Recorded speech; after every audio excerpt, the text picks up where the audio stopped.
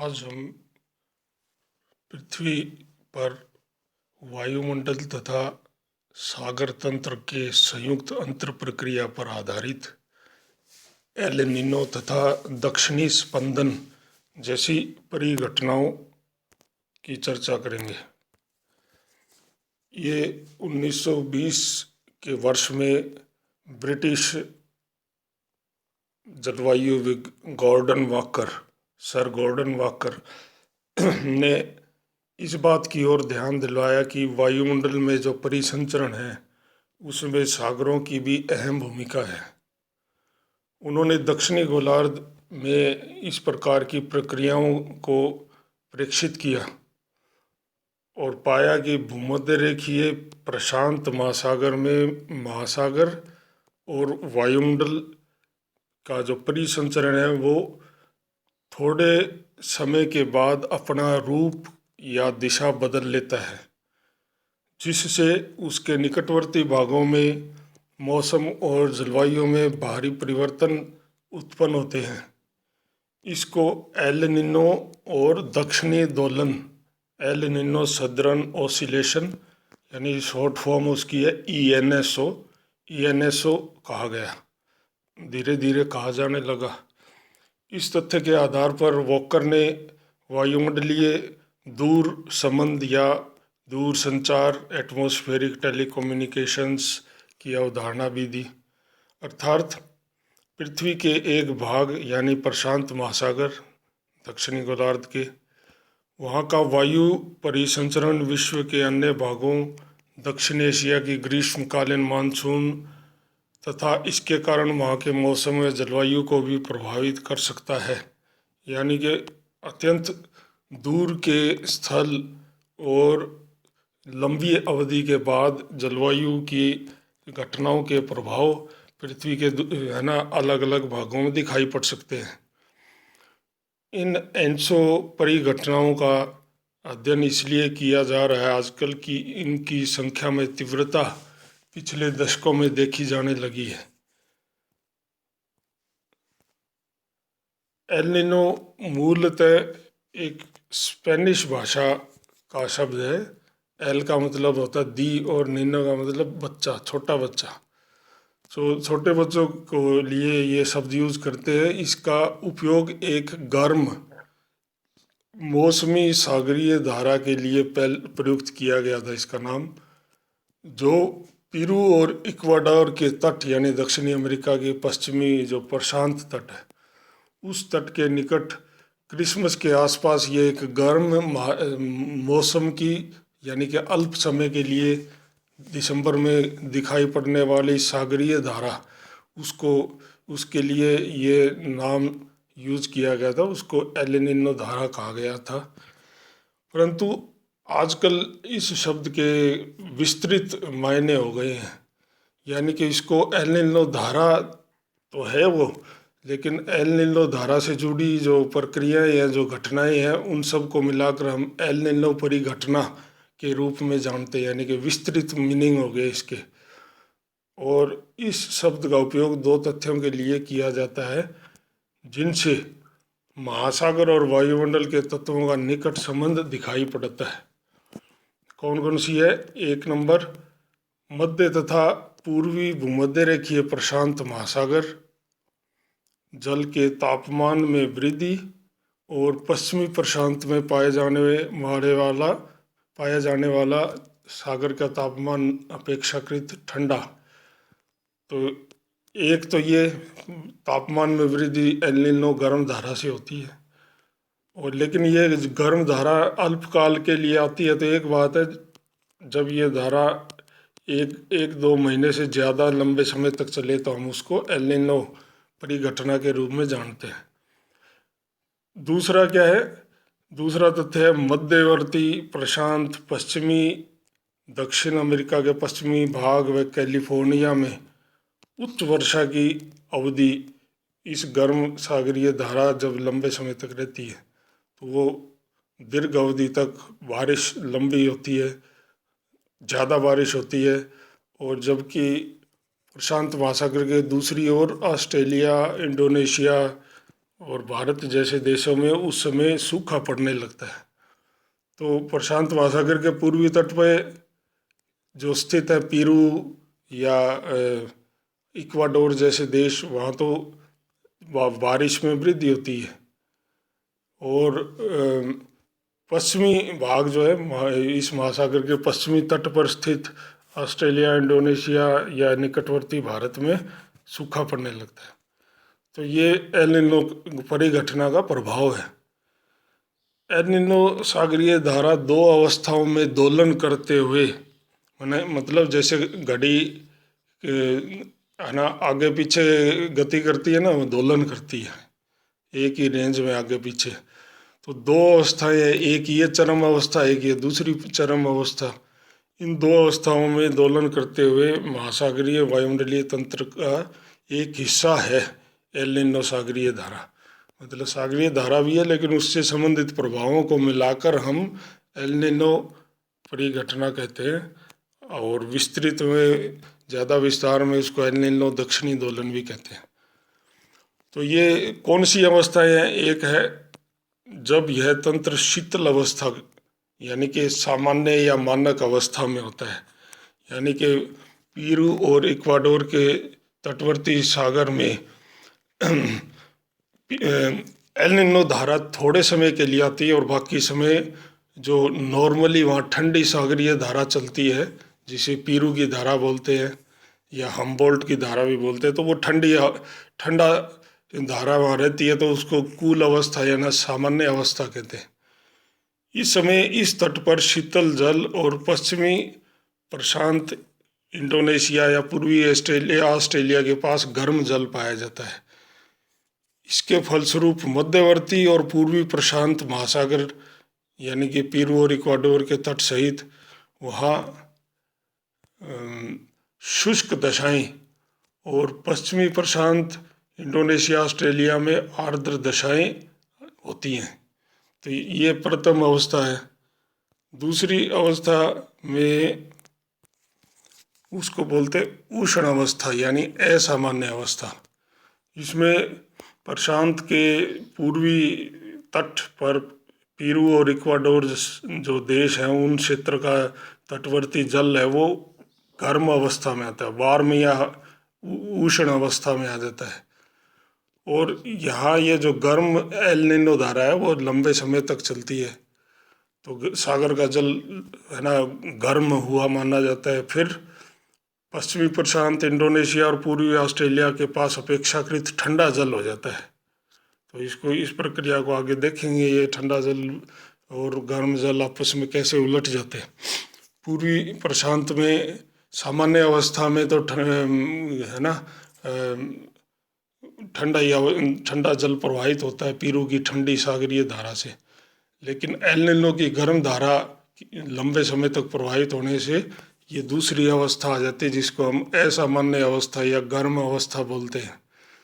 इस कारण मध्यवर्ती और पूर्वी प्रशांत महासागर में गर्म सागरीय धारा के कारण आर्द्र दशाएं बन जाती हैं, जबकि इंडोनेशिया, ऑस्ट्रेलिया, पश्चिमी प्रशांत में सूखे की दशाएं बनती हैं, जैसे ऊपर भी जिक्र आया था। कई बार इन दिनों के बाद यानी कि विशेषकर ठंडे अवस्था के दिनों के बाद पूर्वी प्रशांत का जल न केवल ठंडा अपितु असाधारण रूप से ठंडा हो जाता है, बहुत अधिक। इस दशा को एल निनो के विपरीत है, तो इसको ला निना कहते हैं। स्पेनिश भाषा में ला निना का मतलब छोटी बच्ची होती है, एल निनो का मतलब छोटा बच्चा, ला निना का मतलब छोटी बच्ची। यानी कि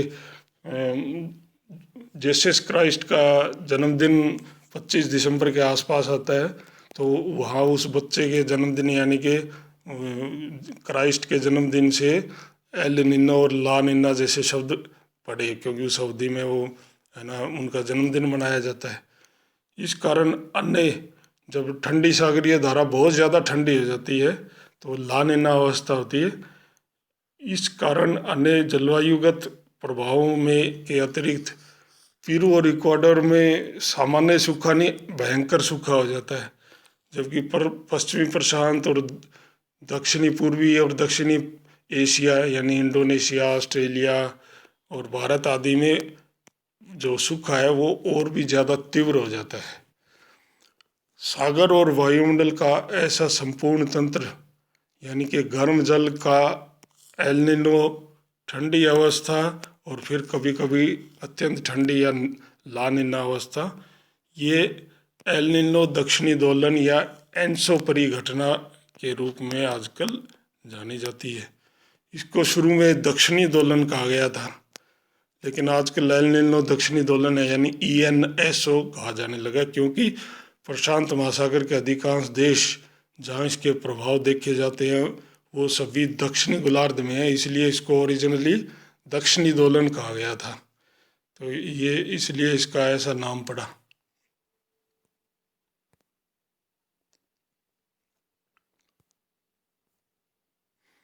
ये आपका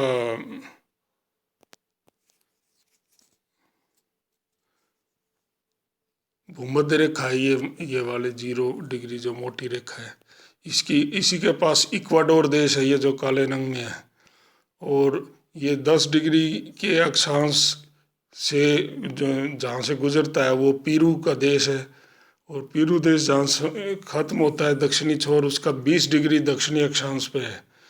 यानी कि 20-25 डिग्री के आसपास जो उच्च दाब का क्षेत्र बनता है, हाई प्रेशर बेल्ट है ना, उपोषण उच्च दाब की पेटी, भूमध्य रेखा से ऊपर उठी हुई वायु यहाँ नीचे उतरती है और उच्च दाब की पेटी बनती है, हाई प्रेशर बेल्ट। इस उच्च दाब की पेटी से भूमध्य रेखा निम्न दाब के क्षेत्र की ओर जो पवनें चलती हैं उनको हम व्यापारिक पवनें कहते हैं। दक्षिणी गोलार्ध में ये व्यापारिक पवनें अपने पेरू और इक्वाडोर के तट से होकर जब गुजरती हैं, है ना, महासागर की ओर चलती है उत्तर पश्चिम की ओर, तो इससे ये जो ठंडी अवस्था का जो प्रभाव है वो विकसित होता है, उत्पन्न होता है। तो इसको अभी बाद में जब इसका वर्णन आएगा तो हम देखेंगे, इसकी प्रक्रिया को बताएगा जब क्रिया विधि। मतलब एल नीनो एनसो परिघटना किस क्रिया से, किस मैकेनिज्म से घटित होती है। जब सामान्य वर्ष होता है तो सामान्य वर्ष में दक्षिण अमेरिका के पश्चिमी तट पर दक्षिणी पूर्वी व्यापारिक पवनें उपोषण उच्च वायुदाब पेटी से, अभी बताया, प्रशांत महासागर के भूमध्य रेखीय क्षेत्र की ओर चलती हैं।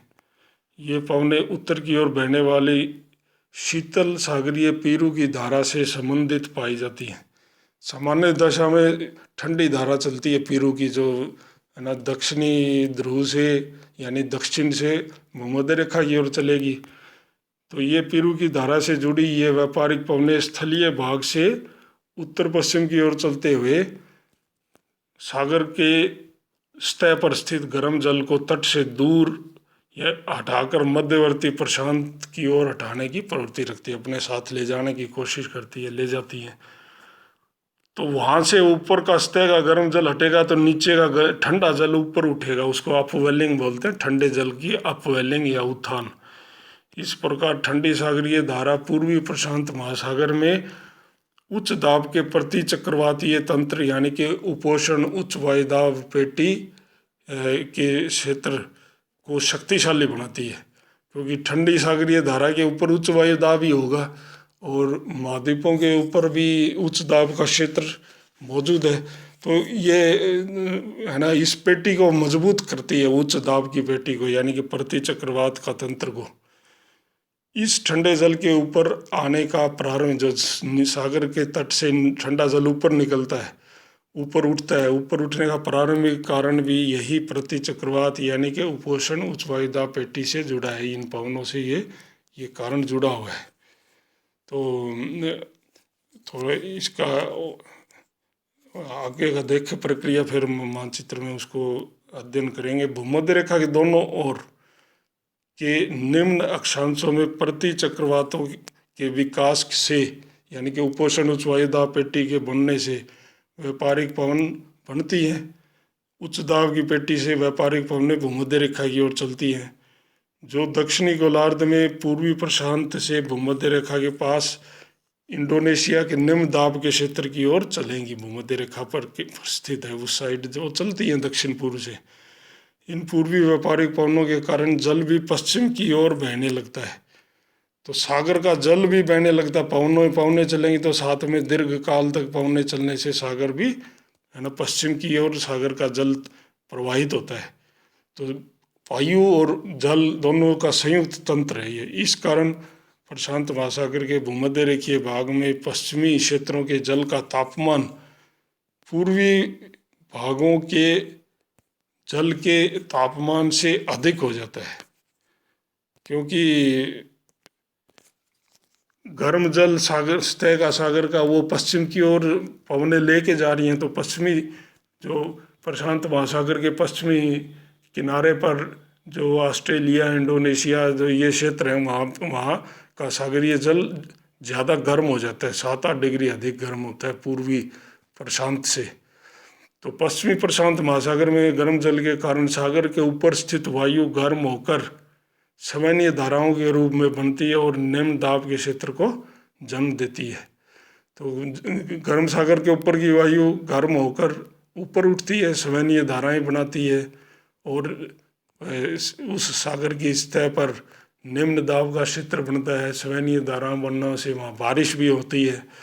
तो ये प्रक्रिया पश्चिमी प्रशांत तट, इंडोनेशिया, दक्षिणी पूर्वी एशिया, ऑस्ट्रेलिया के तटीय भाग, इन सब क्षेत्र में दक्षिण एशिया की तरफ घटित होती है। स्थायी व्यापारिक पवनों के पश्चिमी प्रवाह से पश्चिमी प्रशांत पर पवनों का अभिसरण होता है शक्तिशाली। यहाँ उच्च तापमान के कारण निम्न दाब और उठती हुई सवैनीय धाराएं पाई जाती हैं, जैसा अभी देखा। फलस्वरूप पश्चिमी प्रशांत के क्षेत्र में ऊपरी वायुमंडल में पूर्व की ओर चलने वाली पवनें पाई जाती हैं। कि सागर की सतह पर तो पूर्व से पश्चिम की ओर पवनें चलती हैं और वो पवनें पश्चिमी प्रशांत पर गर्म जल के ऊपर गर्म होकर ऊपर उठती हैं और फिर ऊपरी वायुमंडल में उनकी दिशा उलट जाती है, पूर्व की ओर होती है। और ये पूर्व की ओर चलने के बाद ये पवनें है ना पूर्वी प्रशांत महासागर पर नीचे उतरती है, जहाँ पहले से ठंडी महासागरीय धारा होती है, पीरू धारा। वहाँ पहले से उच्च दाब होता है, उच्च दाब को और ऊंचा बना देती है, क्योंकि पवनें नीचे उतरेंगी तो अवतलन होने से वायुदाब बढ़ेगा।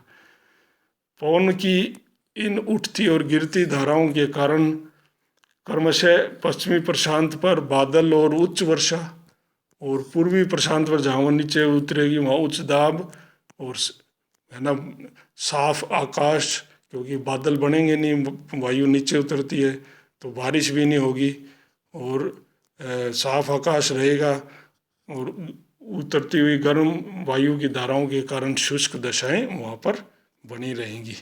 तो ये जो सामान्यतः प्रशांत के पूर्वी तट के आसपास ठंडी सागरीय धारा प्रवाहित होती रहती है साल भर, तो वहाँ सूखे की दशाएं पाई जाती हैं। पास में ही अट्टाकामा मरुस्थल भी है और तटवर्ती भागों में भी बारिश नहीं होती है, सामान्य दशा में वहाँ सूखा रहता है। लेकिन पश्चिमी तट, प्रशांत तट के आसपास मानसूनी बारिश को बढ़ावा मिलता है।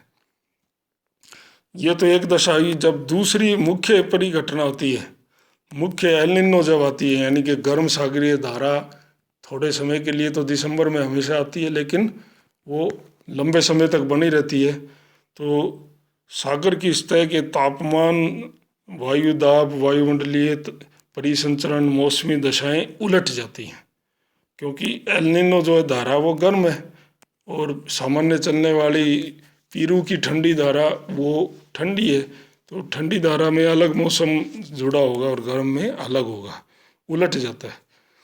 पश्चिमी प्रशांत और इंडोनेशिया के सागरीय सतह के वायुदाब में वृद्धि हो जाएगी, पूर्वी प्रशांत के दाब में कमी आ जाएगी, क्योंकि पूर्वी प्रशांत पर गर्म सागरीय धारा है तो वहाँ गर्म होकर पवनें वहाँ पर निम्न दाब का क्षेत्र बनाएंगी, सवैनीय धाराएं बनेंगी, बारिश होने लगेगी और वहाँ उच्च तापमान के कारण वायुदाब कम हो जाता है और वायुदाब कम होने से उस क्षेत्र में व्यापारिक पवनें कमजोर पड़ने लगती हैं, क्योंकि व्यापारिक पवनें तो नीचे उतरती हुई पवनों के कारण उच्च दाब का क्षेत्र, उपोषण उच्च वायु दाब का जो कटिबंध है उससे जुड़ी होती है, और वहाँ निम्न दाब बनेगा तो ये पवनें टूट जाएंगी, कमजोर होने लगती है। इन दशाओं में भूमध्य रेखीय प्रशांत महासागर में उष्ण जल का दक्षिण की ओर वापस उलट प्रवाह शुरू हो जाता है, क्योंकि पवनें है ना कमजोर पड़ चुकी हैं व्यापारिक पवनें, तो वो दक्षिणी अमेरिका की ओर वापस है ना इन पवनों का प्रवाह शुरू हो जाता है। पूर्वी प्रशांत में उष्ण जल का जमाव हो जाता है, क्योंकि पवनें वापस चल रही हैं और वहाँ गर्म सागरीय धारा भी है पहले से, तो वहाँ गर्म जल इकट्ठा हो जाता है पूर्वी प्रशांत तट पर। इस गर्म जल से निम्न दाब, अस्थिर वायु, संवहनीय है ना वायु की संवहनीय गति और ऊपर उठकर नमी वाले जो पवनें हैं वो भारी वर्षा जैसी दशाएं उत्पन्न करती हैं।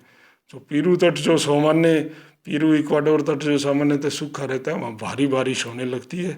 कब? जब एल निनो सागरीय धारा दिखाई पड़ती है।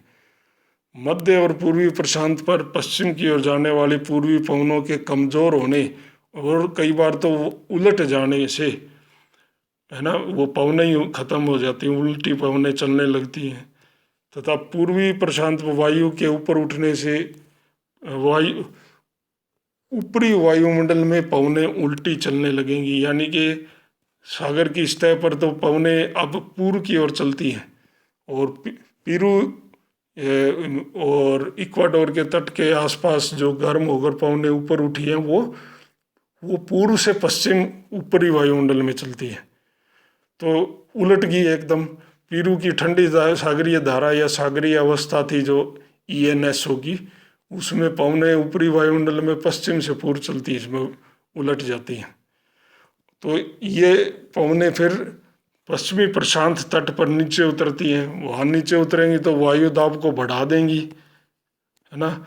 वहाँ पहले से शीतल जल है और नीचे उतरती पवनें और उच्च दाब बढ़ा देती हैं, तो मेघ विकसित नहीं हो पाते और नमी वायुमंडल में नहीं पहुँचती है, तो वर्षा की कमी हो जाती है। आकाश साफ रहता है, मानसून कमज़ोर हो जाती है, बारिशें नहीं होती हैं या सूखा पड़ने लगता है, और ये सभी दशाएं सामान्य दशाओं की एकदम उलट है। इसलिए इनको क्या कहा गया कि दक्षिणी दोलन। एक बार एक तरह की वायु दाब और वर्षा की पवनों की दिशा संबंधी विशेषताएं हैं, और दूसरी अवस्था में एकदम उलट है ना दशाएं पाई जाती हैं। तो इसको अगर यहाँ मानचित्र में देखते हैं तो ये भूमध्य रेखा है, और पीरू के और ये इक्वाडोर के जो क्षेत्र है ये 0 से 20 डिग्री दक्षिणी अक्षांश के बीच में है। तो इस 20 डिग्री अक्षांश के दक्षिण की ओर जो उच्च दाब का क्षेत्र है, उच्च दाब के क्षेत्र यहाँ महासागर पे भी है, थोड़ा बहुत कमज़ोर रूप में महाद्वीप पर भी। यहाँ से ये पवनें चलती हैं, कौन सी? दक्षिणी पूर्वी व्यापारिक पवनें। तो ये दक्षिणी पूर्वी व्यापारिक पवनें जब चलेंगी तो ये सागर के पास, पीरू के तट के पास जो सागर है वहाँ सागर के तटीय जल को हटाकर, क्योंकि पवनें इस दिशा में चल रही है ना, तो ये सागर के जो तटवर्ती जल है उसको हटा देती है तट के आसपास, और तट के पास नीचे का जल ऊपर उठता है, नीचे सागर के नीचे से, तो ठंडा जल और ऊपर उठता है। तो यहाँ पर पहली ठंडी सागरीय धाराएं थी और ठंडे जल की अपवेलिंग और हो रही है, नीचे से उत्थान हो रहा है। तो इस ठंडे जल के कारण वहाँ काफ़ी मात्रा में नीचे से पोषण भी मिलता है, जो भोजन सागर की जल तली से ऊपर उठता है, तो प्लैंकटन और मछलियों की संख्या में भी वृद्धि होती है जब सागरीय धारा ठंडी हो जाती है, सामान्य दशा में जो होती है। और ये कोल्ड वाटर अपवेलिंग और ठंडी सागरीय धारा के कारण इस पीरू के तट पर उच्च दाब का क्षेत्र बना रहता है, यानी कि पूर्वी प्रशांत में उच्च दाब का क्षेत्र रहता है। यहाँ इस उच्च दाब के क्षेत्र से और उपोषण उच्च दाब की पेटी से चलने वाली दक्षिणी पूर्वी व्यापारिक पवनें अपने साथ सागर के जल को भी पश्चिमी प्रशांत की ओर ले जाती हैं। तो यहाँ पश्चिमी प्रशांत की ओर सागर का गर्म जल इकट्ठा हो जाता है और वहाँ पर ज़्यादा बारिश होने लगती है, जैसे अभी बताया। और यहाँ ठंडे जल के कारण शुष्क अवस्थाएं पाई जाती हैं। फिर जब ये धाराएं पश्चिमी तट पर पहुँचती हैं तो प्रशांत महासागर के पश्चिमी तट पर पहुंचने के बाद ये धाराएं वहाँ पर सागर के गर्म जल को यहाँ पर जमा कर देती हैं, व्यापारिक पवनों के साथ आती हैं। तो इस संपूर्ण क्षेत्र में गर्म जल इकट्ठा हो जाता है, तो यहाँ नमी की दशाएं बनती हैं और बारिश ज़्यादा होती है। तो सामान्य रूप में इस प्रशांत महासागर के पश्चिमी क्षेत्र में पश्चिमी तट की ओर उच्च बारिश की दशाएं पाई जाती है, बारिश ज़्यादा होती है। लेकिन जब एल नीनो की दशा होती है तो एल नीनो की दशा में क्या होता है कि ये जो अल्पकालीन जो एल नीनो धारा है वो तो कुछ समय के लिए भूमध्य रेखा से दक्षिण की ओर इस पेरू इक्वाडोर के तट के सहारे चलती है। लेकिन जब ये लंबे समय तक चलती है तो हम उसको एल नीनो की दशा अवस्था बोलते हैं। इस समय क्या है, इस तट के पास गर्म जल इकट्ठा हो जाता है और ये गर्म जल इकट्ठा होने से, ये गर्म जल नीचे की ओर जाने से यहाँ जो उच्च दाब का क्षेत्र होता है, उपोषण उच्च वायु दाब पेटी, वो कमज़ोर पड़ जाती है। व्यापारिक पवनें जो यहाँ से इस तरफ दक्षिण पूर्व से चलती होती हैं वो कमज़ोर पड़ने से सागर का जल वो पश्चिम की ओर है ना, वो उसकी मूवमेंट, उसकी गति कमज़ोर पड़ जाती है और पवनें भी कमज़ोर हो जाती हैं, तो सागर की धारा भी पश्चिमी तट पर नहीं पहुंच पाती। तो ये कई बार तो उलट भी जाती है, पवनें पश्चिम से पूर्व की ओर चलने लगती है और सागर का जल भी वापस चलने लगता है। तो ये गर्म, जब सागरीय धारा यानी एल नीनो अवस्था होती है, गर्म अवस्था, उसमें ये सारी पवनें दक्षिणी पूर्वी व्यापारिक पवनें पश्चिम की ओर चलना बंद कर देती हैं। तो पश्चिमी प्रशांत महासागर पर ठंडे जल एकत्रित हो जाता है, जबकि पूर्वी प्रशांत तट पर गर्म जल और उसके कारण आर्द्रता और वर्षा, भारी वर्षा जैसी स्थितियां उत्पन्न होती है। यहाँ गर्म जल के ऊपर पवनें गर्म होकर स्वेनीय धारा बनाकर ऊपर उठती है और ऊपर उठकर फिर वो पश्चिम की ओर ऊपरी वायुमंडल में चलती है। और ये पवनें पश्चिम में पश्चिमी प्रशांत तट पर ऑस्ट्रेलिया और इंडोनेशिया के क्षेत्र में ये पवनें ऊपर ऊपर जाकर नीचे उतरती हैं। तो यहाँ पहले से ही ठंडी सागर का जल है, क्योंकि गर्म जल का प्रवाह रुक गया है, व्यापारिक पवनें नहीं चलती है, तो पवनें नीचे उतरती है तो उच्च वायु दाब के दशा को और बढ़ा देती हैं। एल नीनो की अवस्था में उच्च वायु दाब और उच्च हो जाता है और यहाँ पर नीचे उतरती पवनों के कारण कोई वर्षा नहीं हो पाती और यहाँ सूखे की दशाएं है ना विकसित होने लगती है। तो ये दो दशाओं में चलता हुआ है ना एल नीनो, और एल नीनो की उष्ण और ठंडी अवस्था में मौसम एकदम उलटता रहता है। तो इसको हम इसे एक डायग्राम से भी समझ सकते हैं। ये जो स्थलीय भाग दिखाया है ये दक्षिणी अमेरिका है, पेरू और इक्वाडोर तट है, ये मान लो ऑस्ट्रेलिया है। इन दोनों महाद्वीपों के बीच में आपका प्रशांत महासागर हुआ है और ये सागर का सतह है। तो सामान्य जो दशा होती है, सामान्य दशा में ये दक्षिणी पूर्वी व्यापारिक पवनों के कारण नीचे से ऊपर की ओर है ना ठंडे जल की अपवेलिंग होती है और तट पर भी ठंडी सागरीय धारा चली होती है, तो उच्च दाब का क्षेत्र यहाँ होता है। और व्यापारिक पवनें पूर्व से पश्चिम की ओर चलती हैं तो है ना ऑस्ट्रेलिया इंडोनेशिया की ओर ये सागर की धाराएं है ना अपने साथ उनको सतह पर सागर की सतह पर पूर्व से पश्चिम की ओर ले चलती हैं पवनें।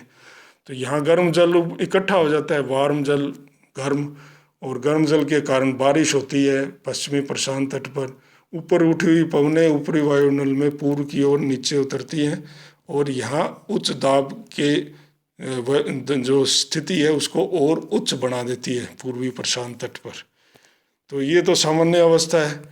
जब इसकी अगली अवस्था आती है तो उसमें जब गर्म सागरीय यानी एल निनो धारा पूर्वी प्रशांत तट पर प्रवाहित होती है तो वहाँ व्यापारिक पवनें तो कमज़ोर हो जाती हैं, उस जैसा अभी बताया था, और उल्टी पवनें वापस चलने वाले पवनें यानी कि उलट प्रवाह शुरू हो जाता है। सागर की सतह पर भी उलट प्रवाह हो जाता है और ये गर्म जल, सागर का गर्म जल आकर पूर्वी प्रशांत पर इकट्ठा होता है। वहाँ पहले से ही सागरीय धारा गर्म है, कौन सी, एल निनो। तो इन गर्म दशाओं के कारण पवनें गर्म होकर वहाँ पर सवैनीय वर्षा करती है, वहाँ बाढ़ भी आती है। ऊपर उठी हुई सवैनीय धाराएं पर पवनें वो ऊपरी वायुमंडल में पश्चिम की ओर चलती हैं और पूर्व पश्चिमी प्रशांत यानी ऑस्ट्रेलिया, इंडोनेशिया, दक्षिणी एशिया में उसकी तरफ वो नीचे उतरती हैं। और नीचे उतरकर फिर वो वहाँ से पवनें पूर्व की ओर चलने लगती हैं। सागर की धाराएं भी ऐसे पूर्व की ओर चलती हैं। तो यहाँ नीचे उतरती हुई पवनों के कारण उच्च वायुदाब विकसित होता है पश्चिमी प्रशांत तट पर और सूखा पड़ने लगता है। तो ये एल निनो या उष्ण अवस्था हुई।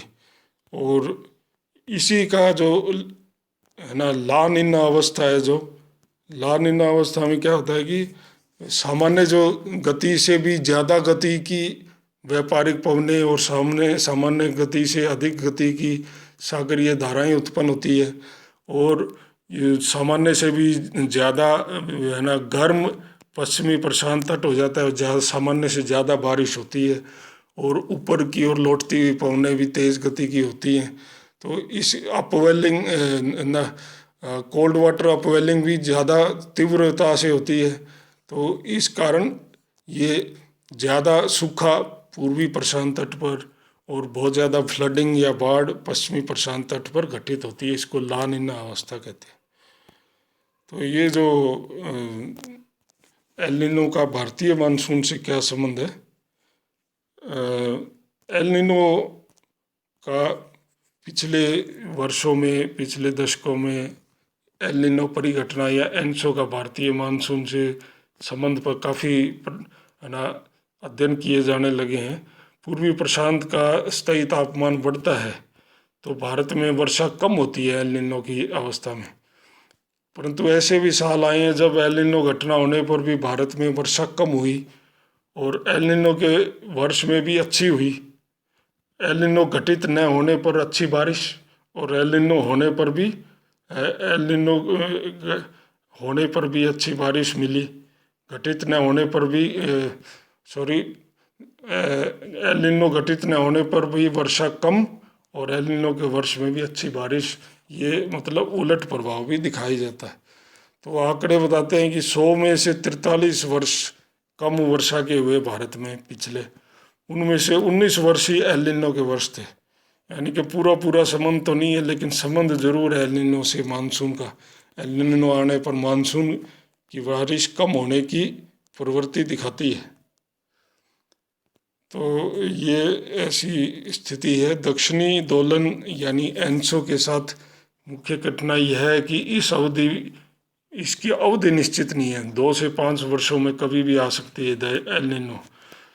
दक्षिणी दोलन की तीव्रता को मापने के लिए कुछ है ना मौसम विभाग विभिन्न सूचकांक यूज करता है। उनमें से एक है जिसे बोलते हैं दक्षिणी दोलन सूचकांक, सदर्न ओसिलेशन इंडेक्स SOI।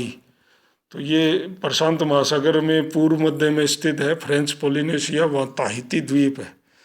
वहाँ का वायुमंडलीय दबाव जो कि प्रशांत महासागर का प्रतिनिधि है और उत्तरी ऑस्ट्रेलिया में पोर्ट डार्विन बंदरगाह का जो हिंद महासागर का प्रतीक है उसके वायुदाब के अंतर को देखती है। तो ये जो सूचकांक है SOI अगर ताहिती के वायुदाब में से पोर्ट डार्विन का वायुदाब घटाने पर सकारात्मक आता है, पॉजिटिव, यानी कि ताहिती का वायुदाब अधिक है और डार्विन का कम है, तो भारत में अच्छा मानसून होगा और नकारात्मक आने पर भारत में वर्षा कम होती है। यानी कि अगर ताहिती का वायु दाब अधिक है, यानी कि सामान्य दशा, तो सामान्य मानसून बनी रहेगी, अन्यथा मानसून फेल होने की है ना प्रवृत्ति दिखाई पड़ेगी, पाई जाएगी। अब इसको भारतीय मानसून है, जो भारतीय उपमहाद्वीप के मानसून है, उसको उससे कैसे जोड़ा जा सकता है। वैसे सब सामान्य वायुमंडलीय परिसंचरण में देखा हमने, तो जो सामान्य अवस्था होती है, यानी कि उच्च दाब जब पूर्वी प्रशांत तट पे होता है, ये आपका दक्षिण अमेरिका महाद्वीप है, ये ऑस्ट्रेलिया है ना, इधर अफ्रीका, ये शायद उल्टा कुछ दिखाया हुआ है, और ऑस्ट्रेलिया और ये अफ्रीका के बीच में भारत पड़ गया, यानी कि 90 डिग्री पूर्वी देशांतर है, ये भारत के हिंद महासागर और उत्तर में भारत के क्षेत्र को दिखा रहा है। तो सामान्य दशा में क्या होता है, पवने दक्षिण पूर्वी व्यापारिक पवनों के साथ जो सागर और वायु का प्रवाह है वो पूर्व से पश्चिम होता है, ये पूर्व से पश्चिम है। और इस पश्चिमी प्रशांत तट पर वायु है ना गर्म होकर ऊपर उठती है सवैनीय धाराओं के रूप में, तो यहाँ बारिश होती है, ये बादल दिखाया हुआ है, और वापस पवन ऊपरी वायुमंडल में लौटकर है ना पूर्वी प्रशांत तट पर नीचे उतरती है। ठीक है, तो ये इस प्रकार का एक परिसंचरण हुआ। इस दक्षिणी पूर्वी एशिया के ऊपर जहाँ सवैनीय धाराओं के रूप में पवन ऊपर उठती है, तो वो नीचे उसका जो अवतलन है वो हिंद महासागर के क्या कहेंगे, हिंद महासागर के भूमध्य रेखीय क्षेत्र में वो नीचे उतरता है हिंद महासागर के पश्चिमी भाग में, और वहाँ उच्च दाब को विकसित करेगा। जब महासागर पे उच्च दाब होगा और भारत के स्थलीय भाग में निम्न दाब होता है ग्रीष्म काल में, तो मानसून शक्तिशाली होती है। तो ये तो सामान्य दशा हुई। फिर जब उष्ण दशा होती है, यानी कि एल नीनो की दशा होती है, उसमें क्या होता है, उष्ण दशा में हम जानते हैं कि गर्म सागरीय धारा जब पूर्वी प्रशांत पर होती है, पीरू तट पर, तो वहाँ पर पवने गर्म होकर सवैनीय धाराएं वहाँ ऊपर बनाती है, ऊपर उठती है, और ये है ना पश्चिम की ओर चलते हुए ऊपरी वायुमंडल में पश्चिम की ओर चलते हुए फिर है ना पश्चिमी प्रशांत तट के आसपास के क्षेत्रों में नीचे उतरती है। और इस प्रकार एक है ना वायुमंडल का ऐसे परिसंचरण बनता है। सागर की धाराएं और व्यापारिक पवने टूटने से उनकी पवनों की गति पश्चिम से पूर्व हो जाती है। तो इस प्रकार का मध्य और पश्चिमी प्रशांत की ओर नीचे उतरता हुआ वायु दाब, उच्च वायु दाब का क्षेत्र वहाँ बनता है, तो बारिश नहीं हो पाती है ना। तो ये दशा होती है। और ये जो वायुमंडल का जो परिसंचरण है, जो पूर्व दक्षिणी प्रशांत महासागर पे लंबे चौड़े एरिया में था, ये टूट के चुका है ना। दो अलग अलग चक्रीय परिसंचरण में टूट चुका है ना। यहाँ क्या कहेंगे, दक्षिणी पूर्वी एशिया की ओर वायु ऊपर उठती है और ये इंडोनेशिया के आसपास के क्षेत्रों में नीचे उतर रही है। ये दूसरा चक्र बना हुआ है ना, एक विद्वान के अनुसार बनाया। और ये हिंद महासागर के ऊपर, पश्चिमी हिंद महासागर के ऊपर उठती हुई सवैनीय धाराएं हैं, जो है ना हिंद महासागर के पूर्वी हिस्सों की ओर नीचे उतर रहा है। तो पश्चिमी हिंद महासागर में जहाँ ऊपर देखा था, यहाँ उच्च दाब मानसून को शक्तिशाली करता है, तो यहाँ पर निम्न दाब दिख रहा है, निम्न दाब की दशाएं हैं, क्योंकि पवनें गर्म होकर ऊपर उठ रही हैं। तो हिंद महासागर पर निम्न दाब होगा तो मानसूनी पवनें दक्षिण पश्चिमी मानसून कमज़ोर पड़ जाता है। तो एल नीनो के समय दक्षिणी पश्चिमी मानसून कमज़ोर पड़ जाता है, बारिश कम होने की चांस बढ़ जाते हैं।